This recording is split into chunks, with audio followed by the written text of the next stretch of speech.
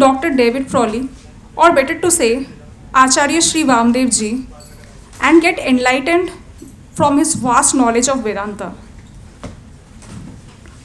To begin with, I invite on stage Acharya Sri Vamadev ji, accompanied by our director, Professor T.G. Sitaram, our deputy director, Professor P.S. Robi, our Dean of Students Affairs, Professor V.V. Dasu, and Vice President of Students Gymkhana Council, Mr. Mohit Mishra, to light the lamp.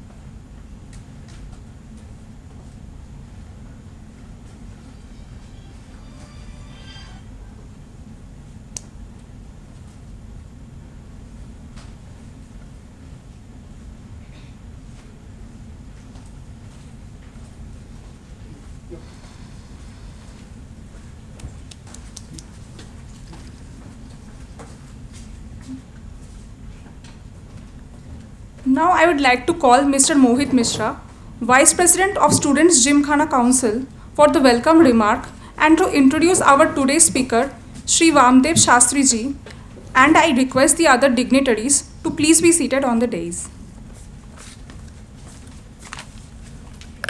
Good afternoon, everyone. On behalf of IIT fraternity, sir, I welcome warmly you at the campus of IIT Guwahati. It is very difficult job to introduce a personality like Acharya Sri Vamadeva ji, because whatever I will be saying, you are already knowing all the facts.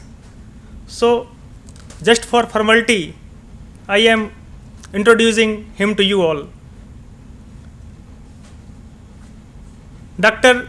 David Frawley or Pandit Vamadeva Shastri ji is the founder and director of the American Institute of Vedic Studies.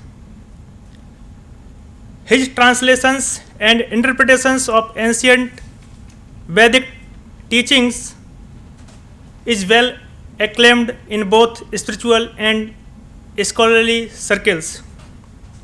He has worked extensively teaching, writing, lecturing, conducting research and helping in establishment of the schools and associations in related to the Vedic fields over the last more than 3 decades. His works in Vedanta is highly acknowledged and well appreciated. It is very difficult to include all his contributions in this introduction. In addition to all these works, he writes regularly for various publications and to the social media on educational issues in India and the importance of Vedic knowledge for the entire world, which has given him vast and diverse readership and following. Over the years, he has been one of the main pioneers in introducing Ayurvedic medicine to the Western world. As well as Jyotisha, Vedic astrology, the deeper aspects of Yoga and Vedanta, and the interpretation of the Vedas. Sir, we are very grateful to you that at such a very short notice, you have accommodated our request in your busy schedule. So we all are very grateful to you. Sir has also received various awards. Few of them I would like to include. He is a distinguished Padma Bhushan awardee by the government of the India. He is conferred with the Doctors of Letters, the highest educational title possible in the field of the Yoga and the Vedic sciences from the S. Vyasa University, Bangalore, India. He has also conferred Doctor of Letters by RML, Awadh University, Faizabad, Uttar Pradesh, that has been given by the Governor of the Uttar Pradesh. And there is one more rare award which has just been conferred to 50 educators over the last 40 years. That is South Indian Education Society award from the Kanchi Sankaracharya Mutt. So this is a very short introduction. It is not possible to include everything. So without any further delay, now I would like to request Acharya Sri Vamadeva Shastri ji to come and enlighten us with his vast knowledge of Vedanta and Vedic. Sir, before this, just I missed something. Felicity. Yeah. Felicity, sir. Felicity. I would like to request Director Professor T.G. Sitaram to felicitate our today's speaker, Acharya Sri Vamadeva Shastri ji.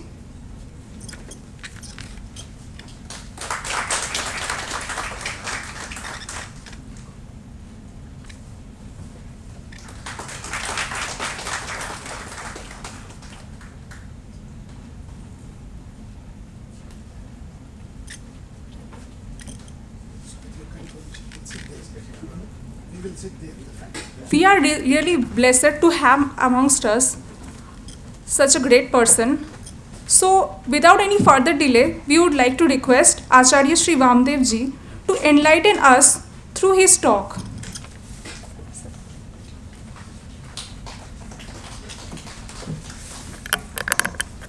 Namaste, Shri Gurubhyo Namaha.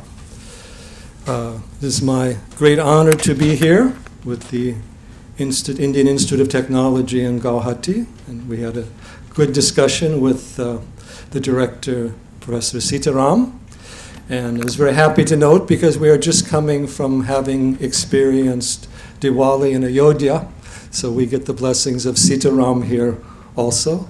It's very auspicious.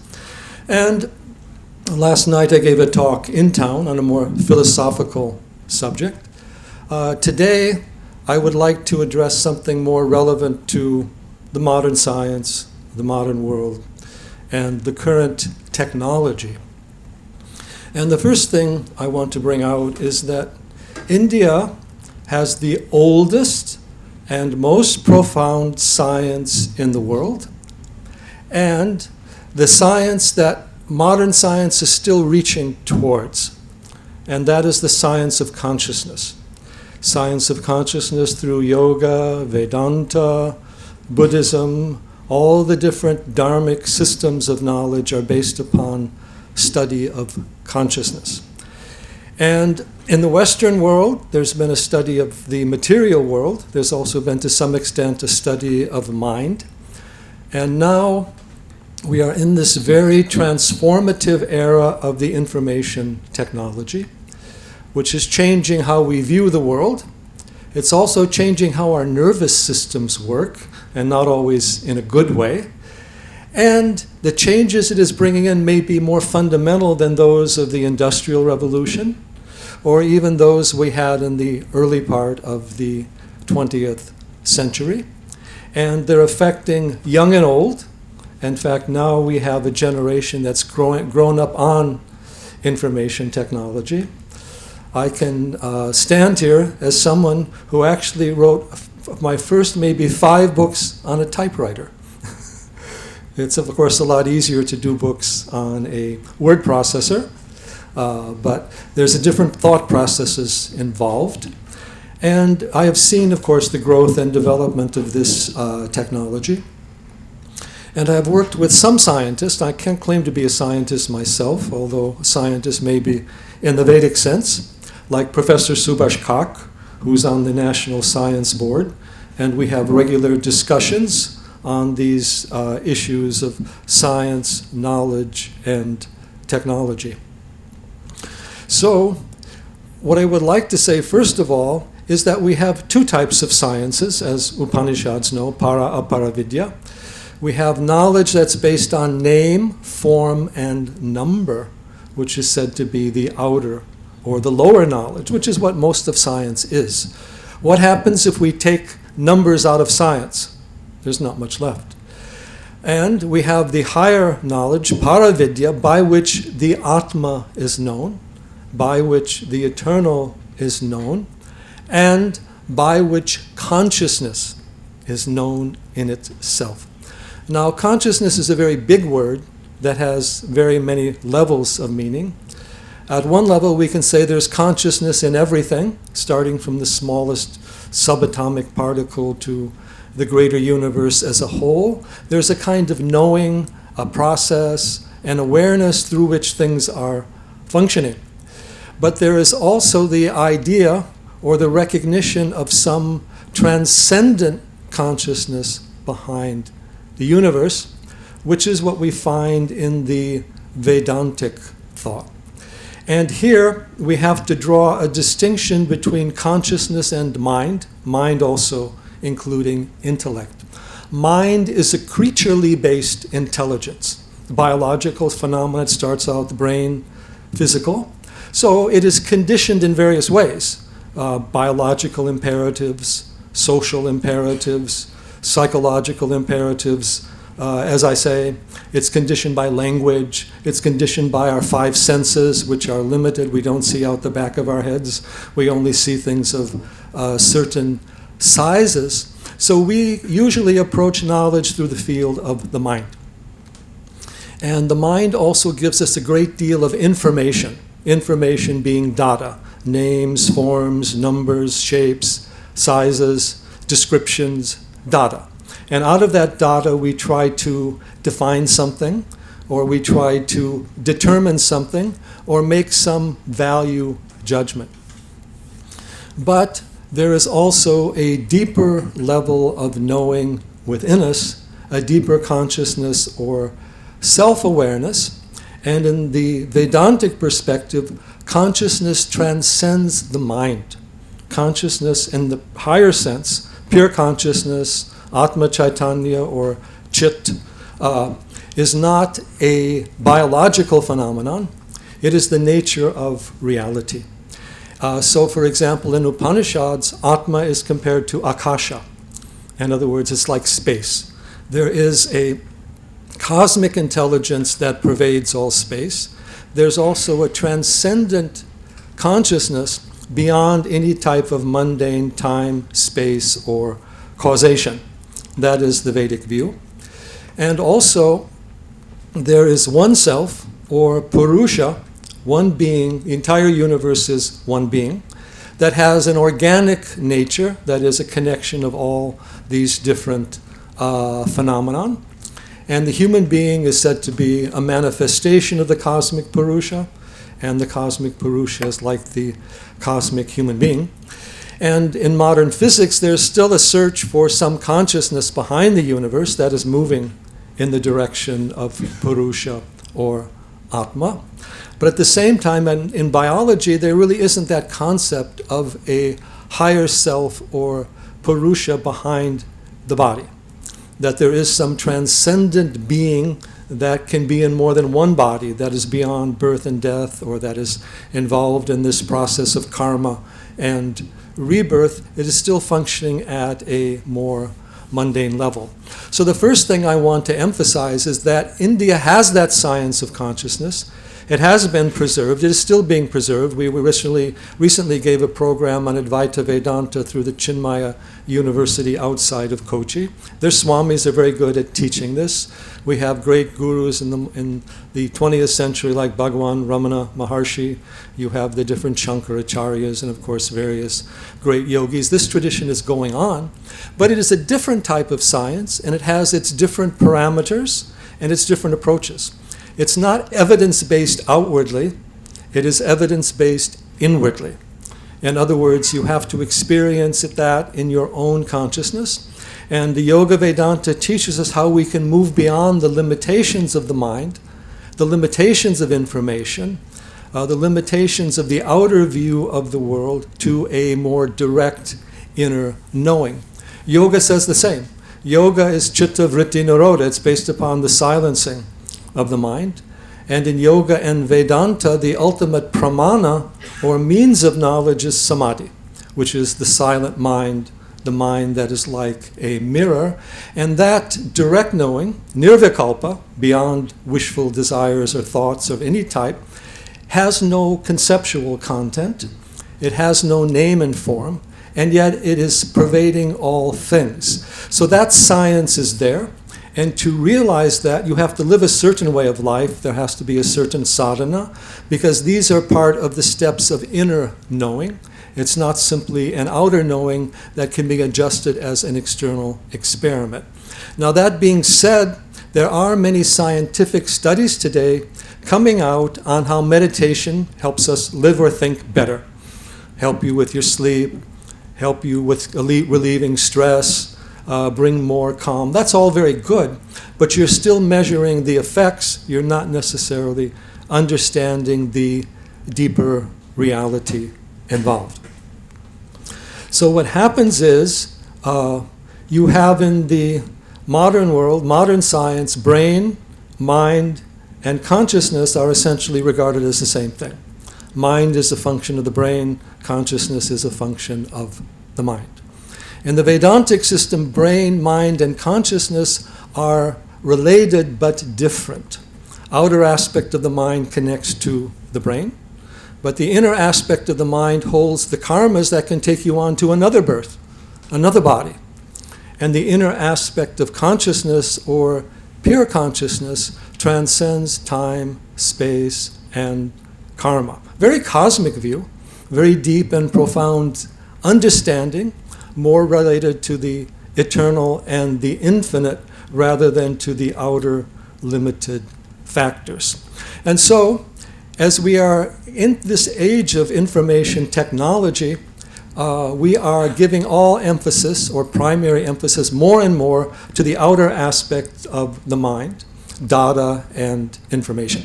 More data can help us, but there are also certain qualitative perceptions that can go on. And data cannot help us necessarily understand who we are. Take a human being. You can know all about where they live, what their age is, what their jobs is, who their friends are, what their opinions or habits may be. But inside of that, there is an inner being, Purusha, that can never be limited by a concept, a quantity, or data. There is a qualitative dimension of consciousness that pervades the quantitative world. And in the Vedantic view, the quantitative world is Maya. Maya means it's an appearance. And if we look at appearances, we see that appearances are variable. They're changing. They're limited. They're superficial. They're one-sided. They can be seen in many different ways. So as you know, through the media, you can spin a story almost any direction depending upon which factors you want to focus on or how you want to judge it. Now, of course, having more data does help, but it never takes us beyond that threshold, and that is why in the Vedantic thought, informational knowledge is said to still be part of avidya. Avidya is not simply ignorance. Avidya is a limited outer knowledge. You see the parts, but you don't see the whole. When we look out in this room and look at each other, we don't see your inner being. We see the clothes you wear, we see your face. We can determine some things from our perception, We can sometimes determine a lot, but there is some inner being there that is something more than all of that and has a much higher or deeper potential.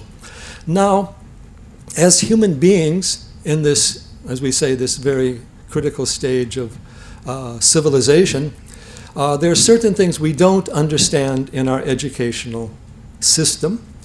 And so what's happened is the new technology is also changing the nervous system of people. You can experience it yourself, because these are electrical impulses of various types. And it's also, of course, changing the nervous system of the children, because they're being exposed to the stimuli at young ages. And there's certain laws of education. For example, we tend to imitate.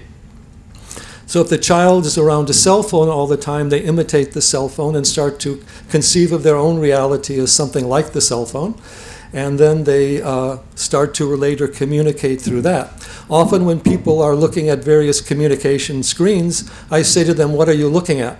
And they say, "Oh, I'm watching this, I'm watching that." No, I said, "You're looking at a box."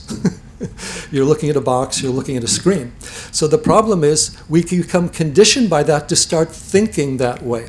So our thought process is also then becoming more mechanical, and often we could even say less creative. For example, there is also an artistic dimension in things which is not quantitative.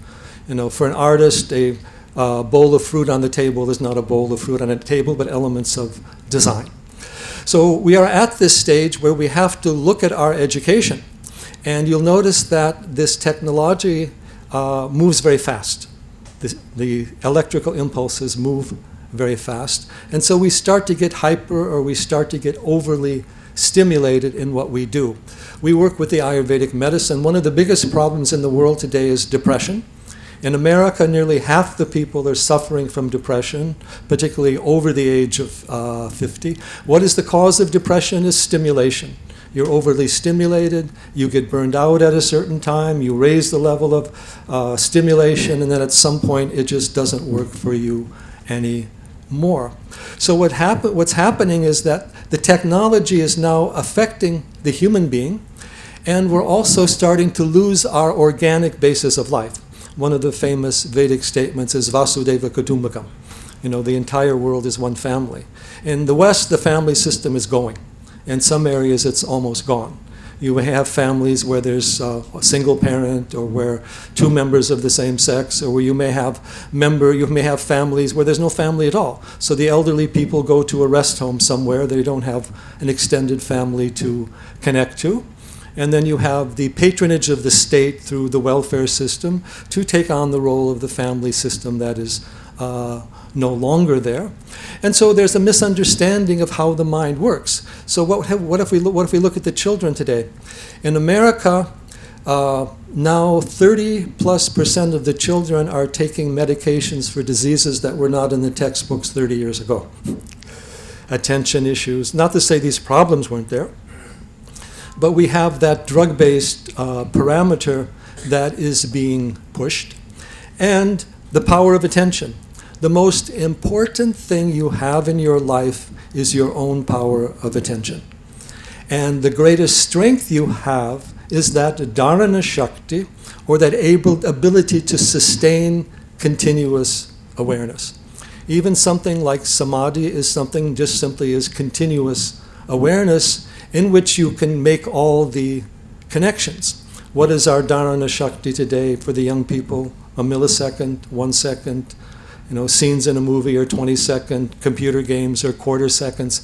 So we're losing that power, and we're letting the technology change us. And here we also have the idea of artificial intelligence, and that's already being introduced, and it certainly can have a place because it can make our lives much more convenient. In fact, as we look to the future, most of the jobs are going to disappear. In the West, they're already disappearing. Secretaries are almost gone. Travel agents, of course, disappeared a long time ago. Because with the technology, it can be done in an automatic or mechanical way, service activities, data activities, all these things. So where is the role of the human being? And so the other related factor is the medicine. is that we've also created a mechanical model of the human being where the brain function is basically chemistry.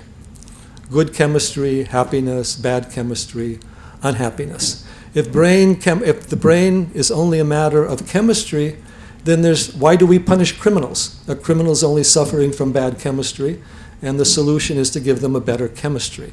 So there's not a recognition of a person as a transcendent agent there beyond the vehicle. In the Vedic system, the body is your outer vehicle, like the car that you drive. The mind is your inner vehicle, like your computer. But you are not the car, and you are not the computer. You are the agent, the entity, the being, the consciousness that masters these things or can master them. So my point is very simple, is that we need to cultivate the science of consciousness through Yoga, Vedanta, however we want to do it, however it's been best preserved, in order to have the awareness to properly deal with the technology. Because if we don't have that transcendent view, then we can easily be overwhelmed by the technology. If we look at the Vedic system, we would say that the information is the level of Manomaya Kosha. It's not going to take you fundamentally beyond that. For Vijnana, Ananda, there needs to be these inner ways of knowing. Now, of course, you can have the outer and inner ways of knowing together. That's not a problem. And even that can traditionally be done. Gurukula education, educating children out in nature, or having your gatherings meditating on the sky. There is a cosmic universe. We also say that just as you need natural food for the body, you need natural impressions for the mind. Just as what junk food and all this artificial food does for the body, if you just have a lot of electrical impulses for the mind, then it's going to disturb you. And so we need to do that, and also we need to compensate. For example, yoga, meditation, first thing as you get up in the morning, and also before you sleep, to clear out all those disturbed energy patterns. And now today we have an obsession with the news so that we can get disturbed about things in another part of the world that has nothing to do with us, or we can become involved in a problem that may not be solved for some days or even some years. So we have to be able to turn the mind on and off, just as we can turn the technology on and off, and use it for a positive purpose, but do not let it overwhelm us. So that is the challenge I'm putting before you. And also the medicine, we cannot just simply reduce the human being to chemistry. Then you're negating the Purusha, you're negating the Atma, you're negating the consciousness. Consciousness is the greatest transformative power. In fact, whenever we deal with something with awareness, whether it's buying food, whether it's buying clothes, whether it's speaking, whether it's traveling, then there's a deeper understanding that comes in. So the ability to observe the mind, mindfulness, the ability to observe the mind from the standpoint of the witness or the higher consciousness, that is the approach of the Vedanta. So is there artificial intelligence? There's certainly, we can develop more and more sophisticated computers to do more and more tasks outwardly. And again, many of these can be very helpful for us and actually liberate our time. But true intelligence is based upon creativity. It is also an organic factor, and it requires consciousness, awareness, and silence of mind. If you have silence of computer, what is going on? See, there's no silence of mind going on there.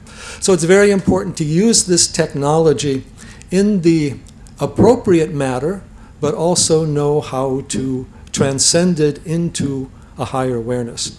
So beyond the age of information, it would be an age of intelligence, where we develop discernment, what they call viveka, prajna, in the Vedantic system, where we can discern qualitative things. There is a sacred dimension in everything. There is a rasa, ananda, in everything. And there is something immeasurable in everything. Each human being is immeasurable. Otherwise, if we're just measurable, then we're just a collection of material things or statistics. So recognizing that also, and then also a deeper age of consciousness where human beings seek to evolve in consciousness, not just simply evolve in technology. And if we look at the world today, we're still suffering from the same basic, ordinary human emotions that we had in ages past. All these different things are going on, jealousy, envy, because the technology doesn't result in a change of consciousness, it results in different data. And you can also see through the media. Sometimes I say that, the world is Maya, but the media is the Maya of the Maya. So you're on to the second level of Maya most of the time, rather than being aware of yourself. How much of us are we aware of our breath, our heartbeat? How much are we aware of our own thoughts? It's one thing to be aware of somebody else's thoughts, it might help you. But if you're not aware of your own thoughts, what are you breeding in your own mind? Because that is going to come out and develop as your karmas, your samskaras, your activities. So that idea that what we really need is consciousness within us, which is self-awareness, not simply awareness of data, information from the outside, which will work better if we approach it from a place of self-awareness rather than just simply from a place of some mechanical data. So what are we here for as human beings? We can improve technology, we can have more data, more information. Each human life is short. The evolution of consciousness is the highest aspect of human culture, and our own evolution of consciousness is the most important things in our own life.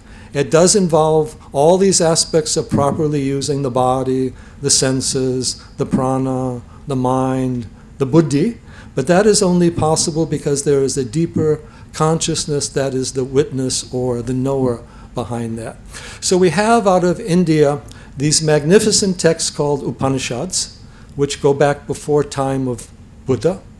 And we have fundamental questions. Who am I? Not who is the bodily self, physical self, or who is the psychological self, but what is the self in itself? What is the knower, not what is the known? What is it that is we say the eye behind the eye, the ear behind the ear, the mind behind the mind, speech behind speech, prana behind prana? There is an inner being behind that. How do we know that? The outer knowledge has its place, but who are we? Who am I? The hands do this, the feet do that, the eyes do this, the ears do that. But where is the role of the Atma or the self? Is there an Atma or self at all? If there's not, what meaning does anything have? If there is, that inner being is beyond the instrument. So we shouldn't live for the sake of the instrument. You don't live for the sake of your car. You don't live for the sake of your computer. These things can be very important, of course. We have a deeper level of knowing, being, realization that we need to cultivate. And this is the essence of the Vedantic view, bringing consciousness into science and the science of consciousness into the material sciences. And look, modern physics has deconstructed physical reality, right? What's left over but particles and space? Vedanta also deconstructs physical reality. Behind everything is thought patterns, and behind that is awareness or consciousness with the capacity to transcend. So whether it's particles of thought in space or just simply energy particles in space, there is the reality of space, but space is also, in the Vedantic view, self-aware. So this very important that we have this change of consciousness, this new development of science, this new development of awareness, understanding the limitations of technology, and not letting technology rule us. The technology can help you with outer things, but the technology can't tell you who you are, what is the meaning of your life, how you can find happiness. And we live in a world today where the maximum power is with technocrats. But the technocrat is not a guru. They're not realized. They don't necessarily have a higher insight. I'm not saying they're bad people. They may be better people. But we can't rely on the technocrat to be the dominant force in society. We need the rishi, the yogi, the guru who's also open to the use of the right use of the technology. So that is our challenge for the future, and you can see now how much of this churning is going on, changing views of medicine, changing views of physics, changing view of science, technology, the need for ecology. There needs to be an ecology of consciousness. Ecology implies life and awareness, and even consciousness implies prana, or life. So this idea that we can be ruled by artificial intelligence is something that I would not be able to accept, because we must go to the level of self-awareness. If we don't, then we will become in the shadow of the very machines and the media that we have created. So however valuable the media or the machines, we have to have our own direct awareness to know ourselves and know reality. And that is more precious and more powerful than any type of equipment. And yet there is also a discipline or a science to it. You look at the adhikaras relative to Yoga and Vedanta, you look at the different stages or levels of the mind, different types of samadhi, different states of consciousness. And the most amazing thing happens every day. You go through 4 states of waking, dream, deep sleep, and a deeper consciousness or turiya behind. Your prana changes, you have to lay down, you have to let go of the body, let go of the instrument. Your true self is the consciousness behind waking, dream, and deep sleep body. So how do we verify the development of consciousness? That is, we have to move into the science of meditation. Again, this is well defined in certain texts, certain traditions. We work with the Chinmaya Mission, but there are many other organizations behind these things to bring Vedanta and science back together and to give a space for the inner science to develop and to recognize the connection between the outer and the inner. As Upanishads say, the entire universe dwells within you. It is not simply an external phenomenon.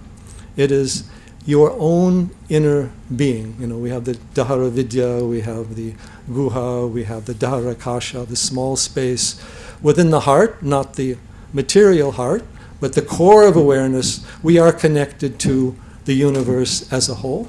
And through that inner connection of consciousness, we can connect to cosmic intelligence and cosmic mind, not just simply to the human internet, but to the whole network of intelligence that pervades the entire universe.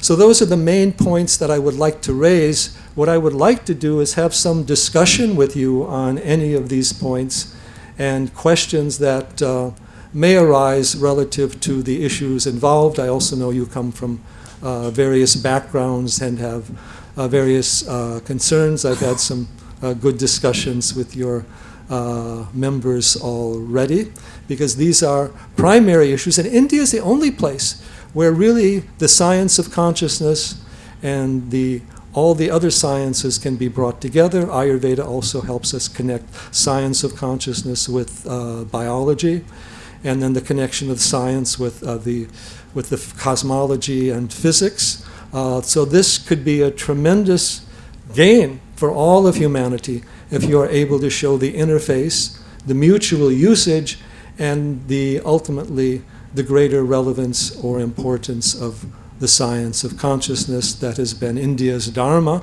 India has developed the material sciences. A lot of mathematics has its origin. Even in Vedas, you have decimal system, duodecimal system. You have all kinds of meters, etc., etc. So mathematics also has higher dimensions. There's also a language of mantra. There also cosmic vibration. We have the various philosophies that address that. So please feel free to ask whatever questions you have, and let's see if I can have a better understanding of you and who you are, where you're going, and what we can do together. Namaste.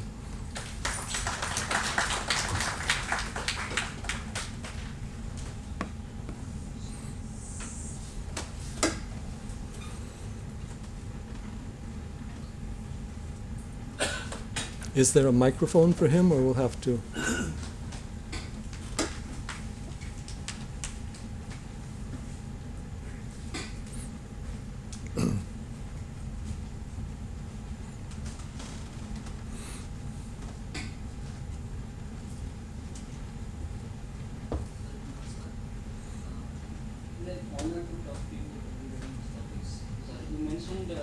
states of our mind, like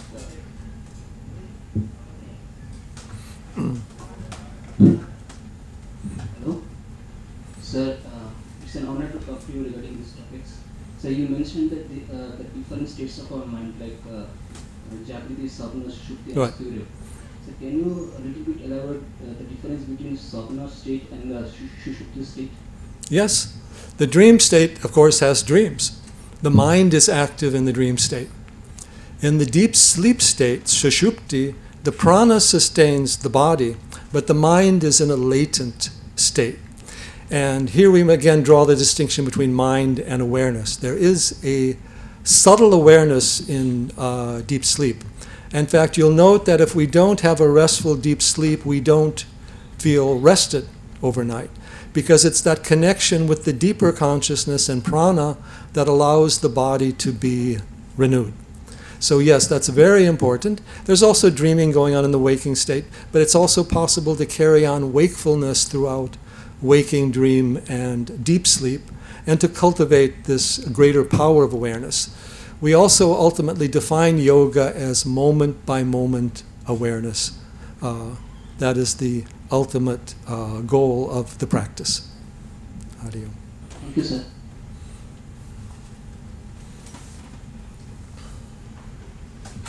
I would like to ask you one question, sir.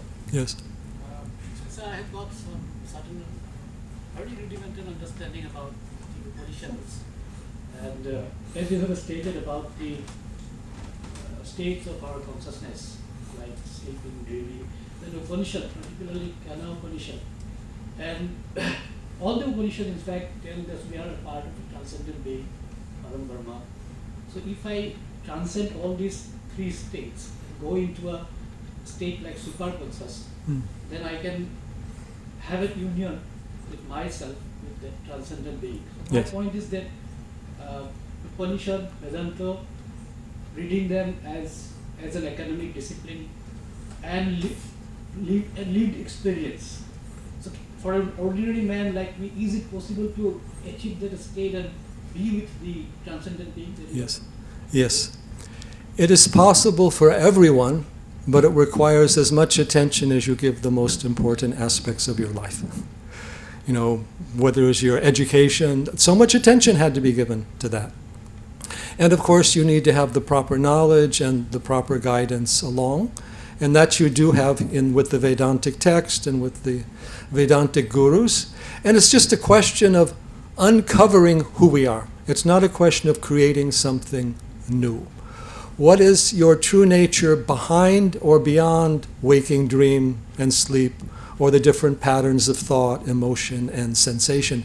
There's a continual awareness that allows us to link all of these conditions and states together so that we know that we are the same person, the same being. So it does require a very fine vivek, a very subtle discrimination. But that is what we need anyway in anything else that we do. So cultivating that power of attention will help us in all ways, but learning to examine our thoughts. For example, if you don't look at what's going on in your house and your house is on fire and you say it doesn't matter, it's the house. But if you see your own thoughts and then you see what you're creating in your thoughts, then you're not going to do that. You know, if you see that this thought is breeding anger, unhappiness, fear, why do it? But unless you're examining your thoughts, you don't see that. We also don't see how we're using our senses, or a lot of our thoughts are coming from outside. They don't even belong to us. We're being conditioned by society. You need this, you need to go there, all of that. So self-awareness has all this value, and it's whether we reach the ultimate state in this life or not is not the issue. It's a question of going forward, or as we say, you take a positive step every day, and you will eventually reach your goal. But if you say, why should I take a step today because the goal is so far down the other side, then you lose.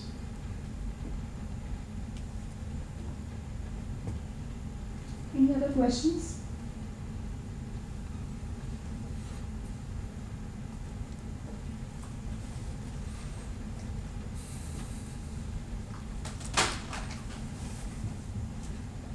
Hello, sir. You said we are imitating phones and our lives are becoming more mechanical Yes. because of that. and then you later mentioned that we should send children to the nature to learn. Yes. So, what do you think we can learn from other species or other from the nature? From the nature. Well, first of all, we all can experience, when you go out in nature, the expanse of the river, the sky, the ocean. That has a therapeutic effect upon the mind. It brings peace, it brings calm, it brings energy. If you're stuck in a narrow corner, the mind also gets limited that way. So first of all, being able to connect to all these, the universal prana, not just simply the limited electrical forces around us. That is there. And then our sensory impressions are like the food for the mind, and they kind of become the basis of what we create. If you're, chopping potatoes, or if you're hiking all day long, when you go to sleep, you imitate that. So you're actually building up the chitta, the mind stuff, is being built up by your sensory impressions, just as the body is built up by the food. So you want to make sure that is a positive factor. Now, other creatures are not fundamentally different from us. They have awareness, they have prana, they have senses. They may have better senses or worse senses than we do. We may have a better mind than they do. But we also have very similar need for food, need for all these other things. And it's just, first of all, important to know how we are all connected together. Human being, we've kind of created ourselves as a species apart from nature, but the fact is we cannot survive or be happy apart from nature. Now, again, we have this imitation aspect of the mind. So we're going to, the mind reflects what you bring into its field of attention. That is why we have these dharana practices like focusing on a yantra, or focusing, the imagination or visualization of a murti or a representational form. We're able to then work with the energies of the mind and change them. And we should always recognize that life is not just a matter of science, it's also a matter of art. So we can also adjust things. There is also a rasa, or an essence. What rasa are we getting from our sensory impressions? If you look at the way we use the media today, we will let people into our minds that we would never let into our homes. We would let our children see the activity of people that we would never let them be actually involved with. So our sensory nutrition, our sensory orientation is disturbing. That is why we have the pratyahara phase of the yoga practice. And so we need to have that sense of harmonization. And also in nature we can see the different harmonies, the movement of the seasons, the day and the night, the different patterns, the flowers, the trees.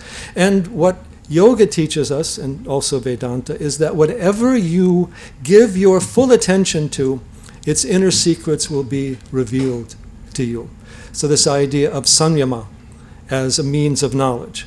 You meditate on something, you focus on something, and let it reveal to you what it is and how it is connected to you. Every tree is the cosmic tree. Every flower is a yantra. Even the forms of mineral crystals are like yantras. There's an intelligence working through nature. Even if you look at this whole idea of murti puja, it's the idea that consciousness can be drawn into anything.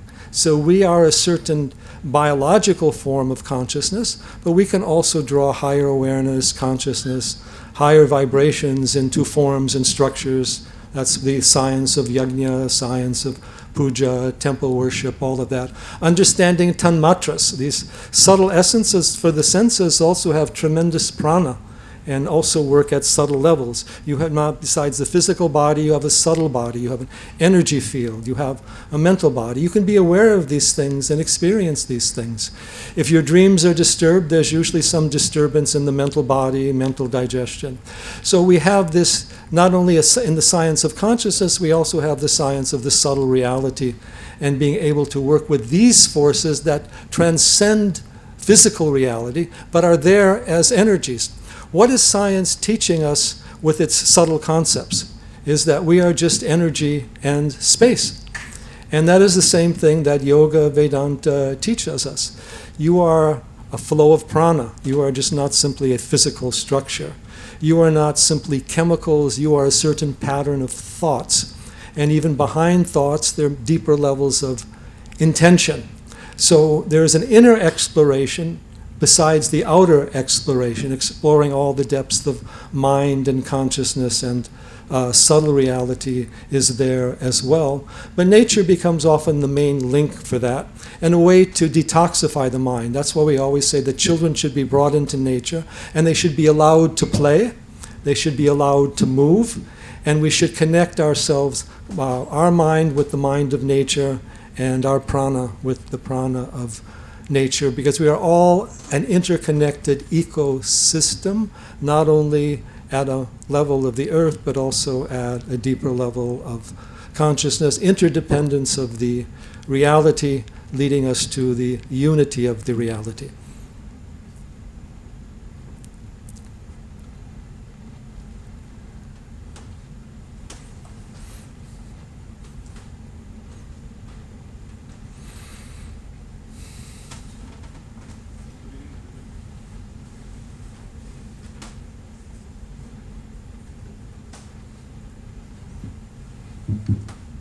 Yeah, good evening everybody. Good evening, sir. Sir, it is said that in modern culture, finding a spiritual guru is difficult. Mm-hmm. And another aspect is that both inner knowing and outer knowing are important. Yes. So, inner knowing also that might need some teaching. So, what changes can we expect in Indian education system in upcoming decade or so? Well, yeah, education.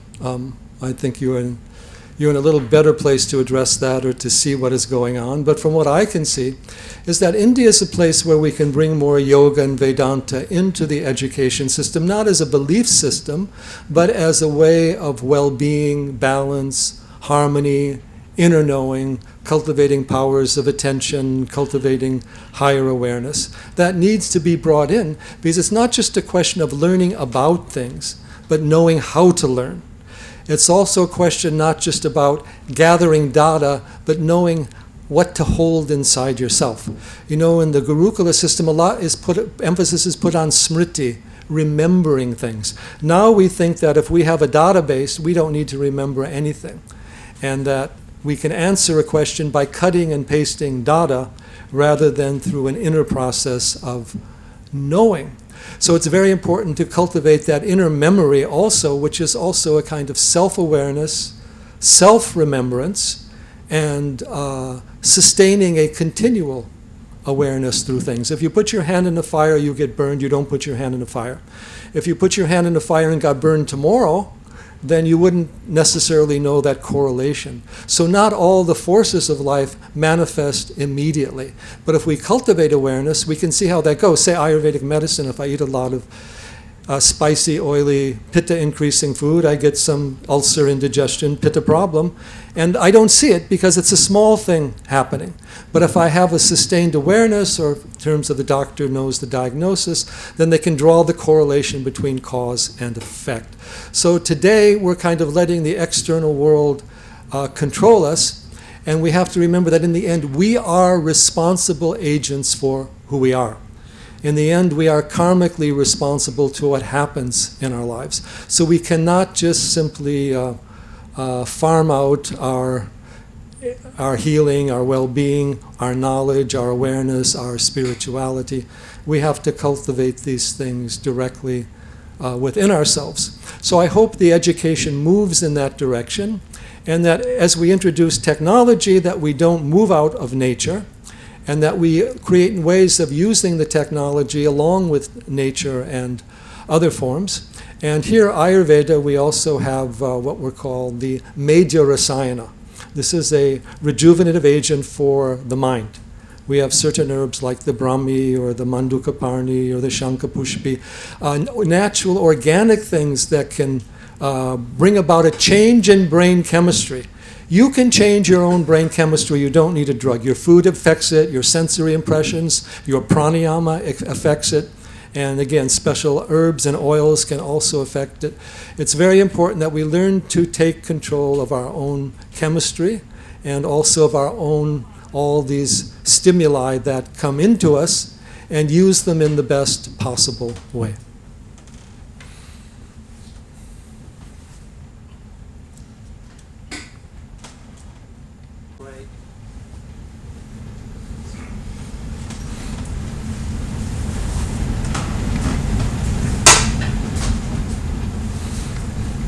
Before I go ahead with my question, sir, I would like to first of all thank you for the discerning and insightful, speech that you have given right now. I'm sure after this talk of yours, we all are strongly motivated to, transcend that material restrictions and look into the inner ourselves. The question is, you somewhere in your speech you mentioned Paravidya and Aparavidya. Yes. So, can you elaborate more on it? Like, what exactly it is? Is it something to know about the spiritual being, which the first question we asked, yes. that is it something to know about the spiritual, the ultimate being, which about whom we don't know, Yes. or is it something else? Yes. You see, we have these two ways of knowing.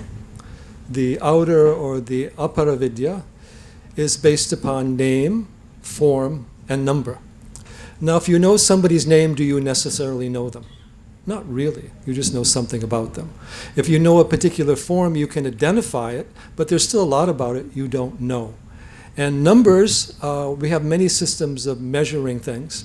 In fact, here I have a certain little statement I like to make. Ever since we as human beings have been on this planet, we've been obsessed with measuring reality. We've created so many systems of measurement, whether it's all these different types of equipment. I won't even go into all the different forms of measurement that are going on today. But however much we measure reality, there is always something left over, and that is the reality.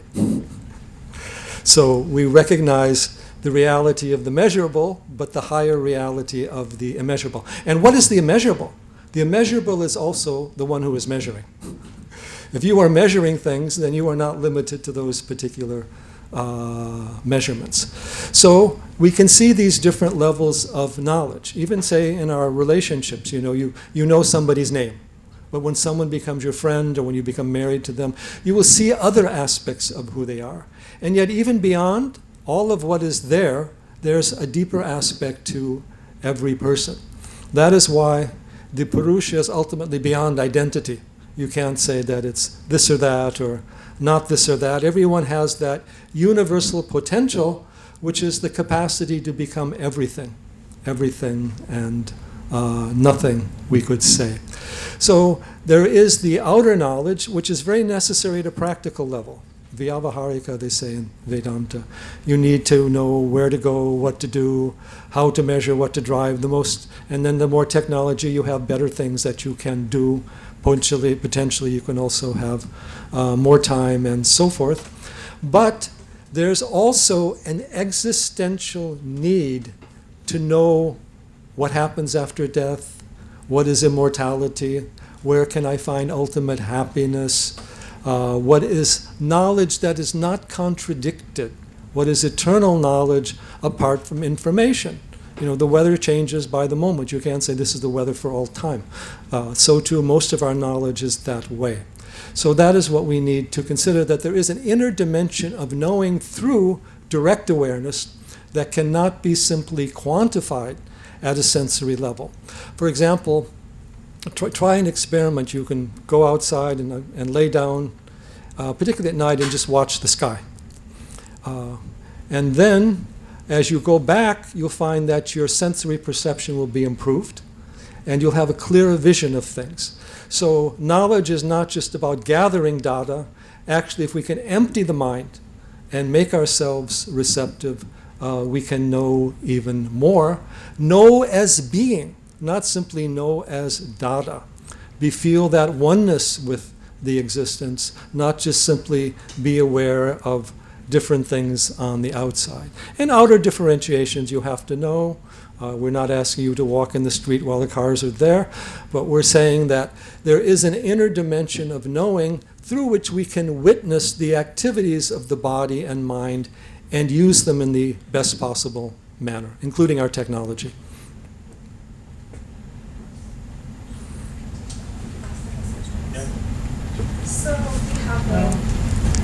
That's okay. Give it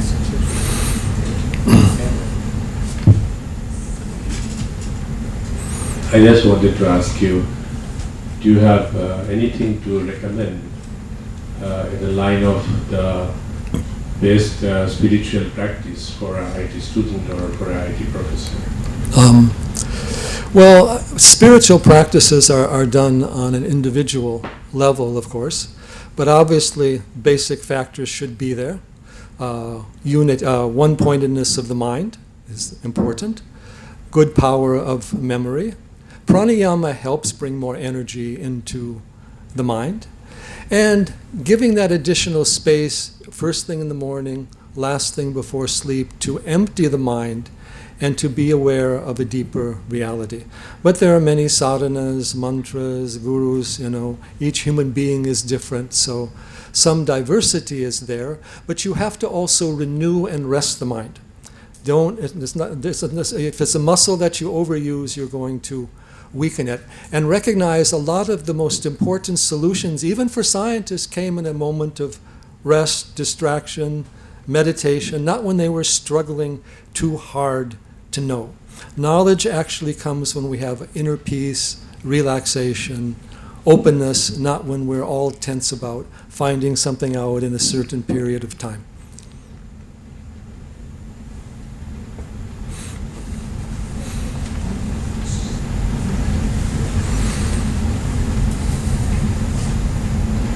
Any other question? This fellow in the back has a question for you. He had so many questions in the car that he has to have a question for you. I finished my question. It's fine. No, please. Something for the benefit of the students, at least. Maybe I will ask. Thank you, sir, for the nice lecture. So here I have read something about this Agnihotra. Yes. So people are saying it's very beneficial for the purification of atmosphere, Yes. environment, all these things. Is there any truthness in that, or even they said that it can clear radiation effect, all these things? Yes. Yes, what we see is there are subtle influences.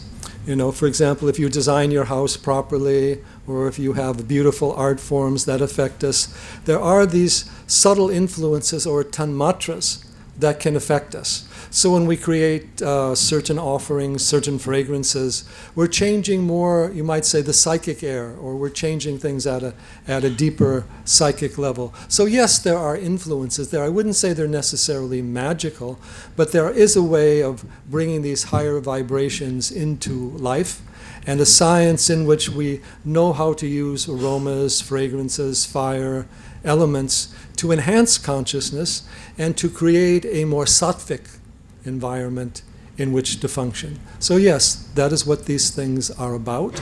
And these rituals are also done for loka shanti, to bring more peace into the world by sustaining a certain natural harmony. And Agni is the central element of all, earth, water on one side, air, ether on the other. It can purify, and it can also cook your food. And inwardly, we have a flame of awareness. We also call chitta as chidagni, flame of awareness, an immortal flame that is with us at birth, that leaves with us at death, that is pervading all the four states of waking, dream, deep sleep, and turiya. Yeah, I just want to repeat that question maybe which I already asked and got the answer from you. So I wanted to ask you again about recent, in Germany, mostly, located in Germany, the way they're connecting the study of artificial intelligence to an old ritual in India, Vedic ritual, Agni Sayana. Yes. So, and I asked you that whether intelligence could be really replicated, like Yes. the way they Yes. have said, okay, the idea of artificial languages, which was modeled on the idea of bird songs, Vedic verses. So what they're trying to do to reorganize or, Yes. create it. So Yes. I'd like to know from you. Yes. Well, the Sanskrit, of course, is the most scientific of all the languages. And language is the main thing that stimulates the brain. In fact, it affects your brain chemistry probably more than anything else. The entire universe is made up of vibration, and everything is communicating a certain level of meaning. Even in the Vedas, it said that every creature is a certain formation of the divine word, and has a certain message to go along with it. So we can create certain patterns of sound, mantra, or certain patterns of light and geometrical energies, yantra, that can help stimulate subtle energies and subtle awareness. In other words, there is a certain vibratory sound that pervades all of space. There's a certain electrical force or lightning or shakti that pervades all of space. So we can connect human language with that cosmic language. That's also the basis of Sanskrit, is the Deva Bhasha. And we can create these energy patterns in the mind, like Shri Yantra, that can then bring about or aid in bringing about a change of consciousness. These are part of the science and technology of awareness. Awareness also has an inner technology that we have in a lot of the texts, not only Vedantic, but also this whole study of Nada Bindu, Mantra Yantra, Tantra, Kala. There's all these aspects of design, there's all these aspects of interconnection, design, manifestation of awareness. And how can we take our thoughts and our attention higher through these forms, rather than letting our attention being distracted by outer factors only, and cultivating that greater power of awareness, visualization, and comprehension within us. So I think we are in a place where science can also work with that, particularly if we're willing to create a different paradigm of science that includes consciousness and that doesn't look at only the physical or the material factors only. I think we're fairly close. We have been close in the realm of physics. We need to now introduce that into the biological realm as well. And that's being recognized to some degrees, how positive emotions or mindfulness or awareness can make you feel better. But besides or along with that, it can also raise us to a higher level of consciousness in which we can connect to the greater universe as a whole. So I think that leap is about to occur, but I think we have in India a good connection because of the persistence of the yogic science of consciousness here that can then help bring these things, mantra, yantra, tantra, all these things, prana, into the study of consciousness, not just simply at a health level, but an idea that we as human beings can reach a higher level of awareness where our sense of self expands beyond the body to include all of nature and the entire universe. I know you're doing very extensive work in this area, and we're very happy that this is going on, and I hope you're able to share that with all your students here. Namaste.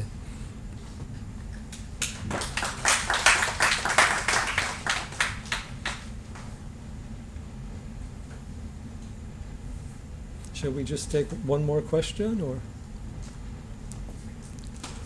Okay. Sir, just another question from the audience. Yes, okay.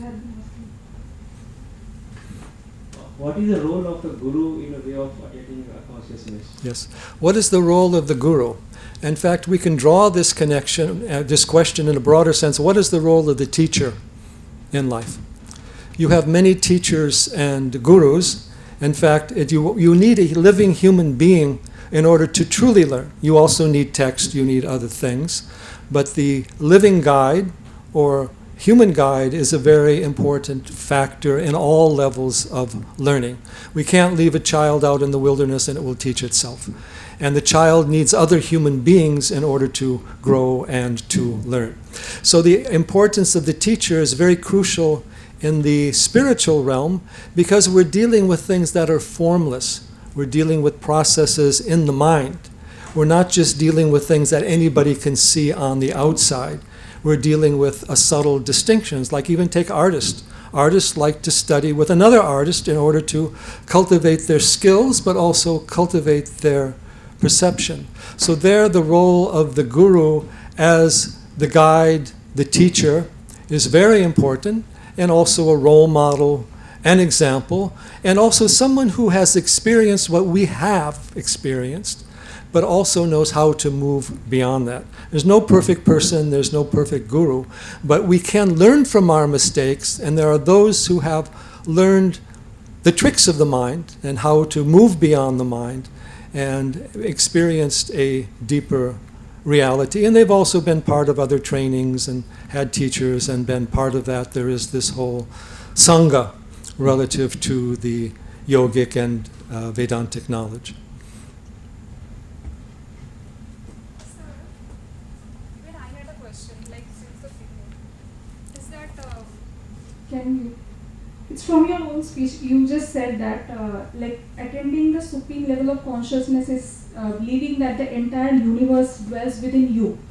You know that there is an incident from Mahabharata where Sri Krishna, in his childhood, he showed that the universe is lying within his mouth. Yes. So how is it that the avatars, or who are called to be the incarnations of God in the earth, so is that they already have this consciousness right from the beginning when they are born? Yes, I understand your question, and what I would say is that souls are at different levels of growth and evolution. We may all have human bodies, but there are some souls or jivas who've had many incarnations, some who have had not so many, and there are great divine avatars that come in, holding and able to connect with these cosmic energies. So it is something that comes from that inner connection. It's not something that's a personal achievement. It's something that comes out of deeper knowing. And the great avatars are showing us that so that we can learn. Not that we're just going to simply worship them. It's very important to honor them. But that we can recognize this greater wonder. We live in a magical universe. The large is in the small is in the large, outer is in the inner, macrocosm, microcosm, above and below, in and out. All these patterns are going on, and we also see that now we are moving into a virtual reality. But we also have our own inner virtual realities. We don't have to rely upon equipment to do that. We have a power of imagination. We have powers of inner perception. So these teachings are also there to help us break down all these limited barriers of thought. Remember when you were a child and you were left in a room with toys, it was a magical place. But then later on, when you know this toy was this and that was that, and you define it, then you lose it. So you see how familiarity is losing the magical. So we need to have that awareness of the mysterious and the unknown and the immeasurable in order to be able to draw all these connections.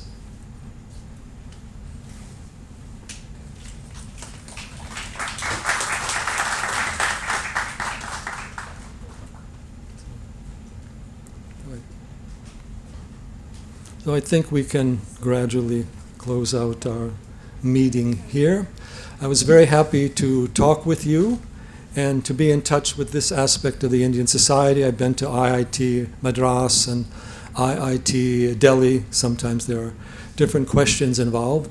But I will say this, is that I find among the science students a much greater openness to the deeper teachings of Yoga and Vedanta than among the humanities students, because in the humanities realm we tend to get too much caught in historical and political issues and not understand the transcendent aspect of the teachings. I'm very happy that you are continuing both the higher knowledge and the lower knowledge and their integration. And it's not a question of superior, inferior, but what is in its proper place, knowing what is appropriate for whatever circumstance there is.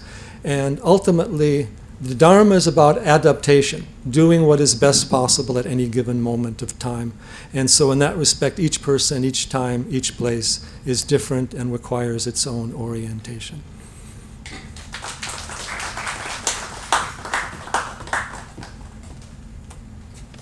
Thank you for sharing your wonderful wisdom with us, sir. Now I would like to call Shri Swapnil ji, our organizing secretary, Intellectual Forum of Northeast, to deliver the vote of thanks.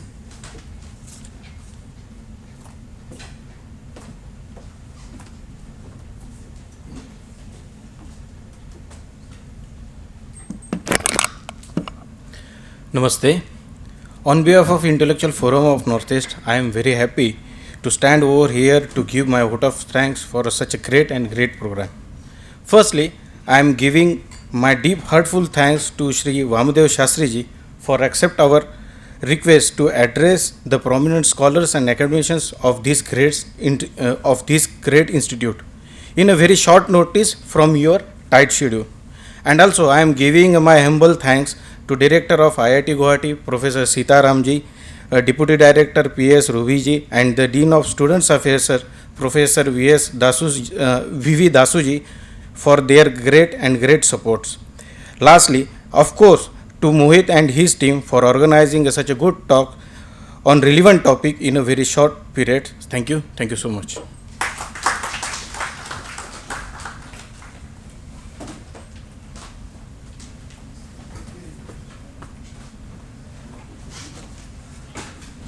I would request everyone to join for high tea behind the auditorium.